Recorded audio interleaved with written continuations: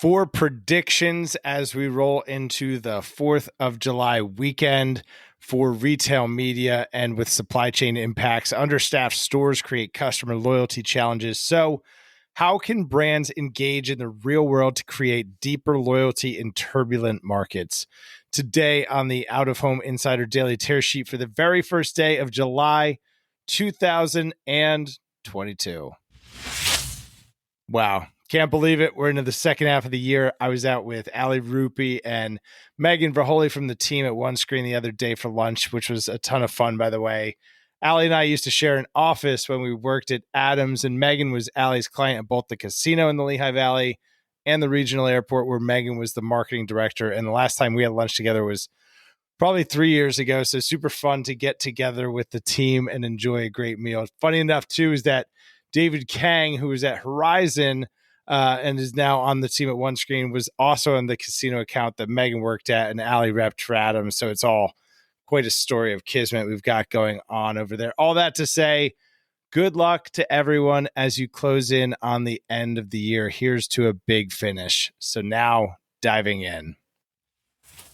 We've talked a lot about retail media networks recently and how more retail Goliaths are recognizing the value of their audiences while they're in their retail locations. So in keeping with the theme around being long on place-based, these predictions coming by way of Street Fight Mag.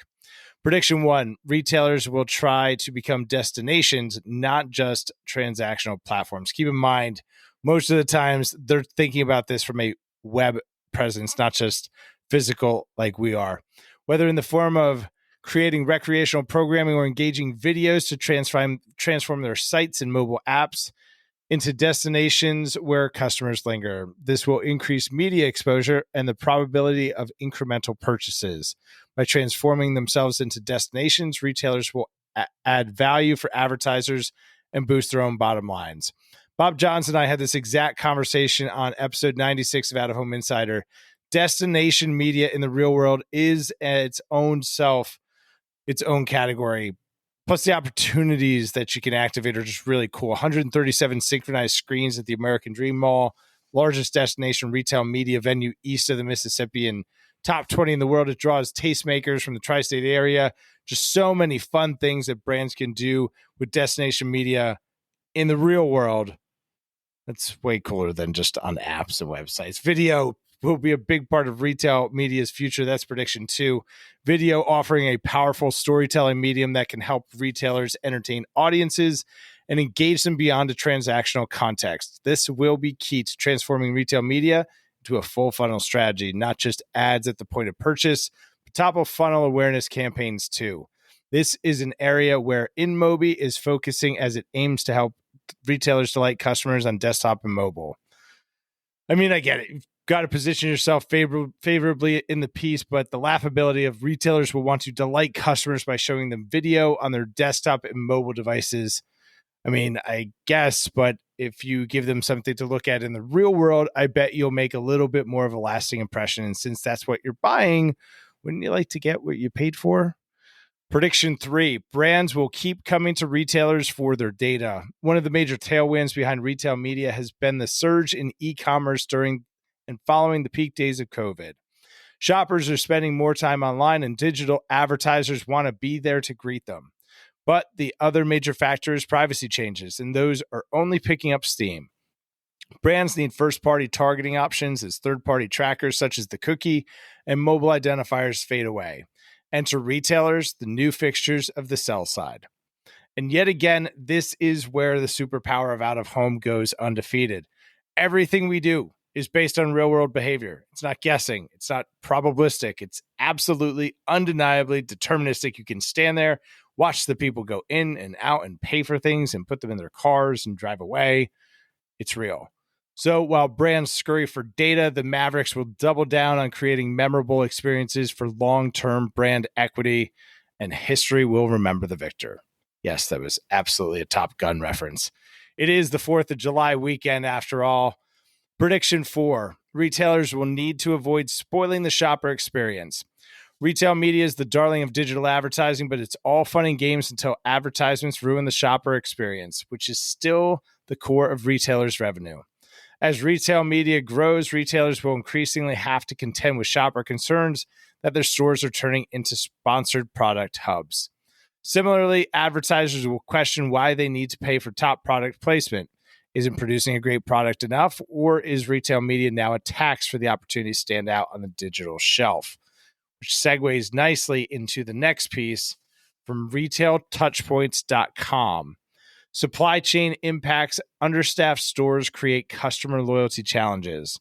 So take that last prediction and roll this right into what we're going to talk about here. It's a 2022 Retail Touchpoints Customer Loyalty and Personalization Benchmark reports identifies the biggest challenges retailers are currently facing in both customer acquisition and customer retention, as well as the tools and solutions retailers are using to sharpen their increasingly vital personalization initiatives. Key takeaways from the 2022 report based on a survey of 115 retail executives include: for the second year in a row, out of stocks due to supply chain challenges top the list of retailers' toughest customer loyalty challenges at 44%. Here's the pro tip: sell what you have to sell. If that means just staying top of mind with your best customers, then do that. If it means getting super intentional, defining the 20% of your customers who account for 80% of your revenue, and double down on taking care of them. Have a product that's never been popular, but it's the only thing you've got to sell. TikTok creators are super affordable right now, and you could be in front of hundreds of thousands of new potential customers instantly with a fresh new product positioning on the thing you do have to sell. Whatever it is, be specific, be intentional about how you communicate. Leveraging your retail environment or the ones important to your customers to create memorable experiences can be a super sticky way to create long-term brand equity. Point two, the great resignation is having an impact on customer loyalty efforts. 41% of retailers cited insufficient staffing as a negative impact on customer experience. Another thing you can consider here is how to use place-based media to enhance the customer experience. The new challenge of business is how to do more with less. So how can you use place-based media to offset staffing shortages?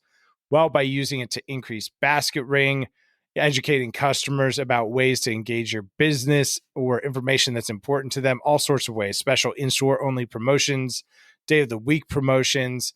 If promotions are the motivator in challenging economic times, then how can you incentivize customers to come back to your retail location more often using place-based media? How can you create a buzz around special in-store promotions? People want to know things, which gives them inspiration for new ideas, new ways to spend money at your store. Let's say you're my local farm stand. I shop there every week and buy 85% of our groceries or meats, produce, ice cream, all of it. Ask anyone that knows me and they'll tell you how much I talk about this farm. So imagine they put a digital hand sanitizer station next to the baskets and ran promotions on it. Bundles, package deals, buy one of these, get one of these, try this recipe, yummy picture, QR code to grandma's secret meatloaf. It's the first rule of show business and should be the first rule of business to keep them coming back. We talked yesterday about the importance of optimizing your customer experience, so consider how you can use practical media to do that. Whether it's to drive more in-store sales or to add a revenue stream by selling space to other businesses, it can scale like crazy and is one of the most practical ways to be as close to the point of purchase at all times.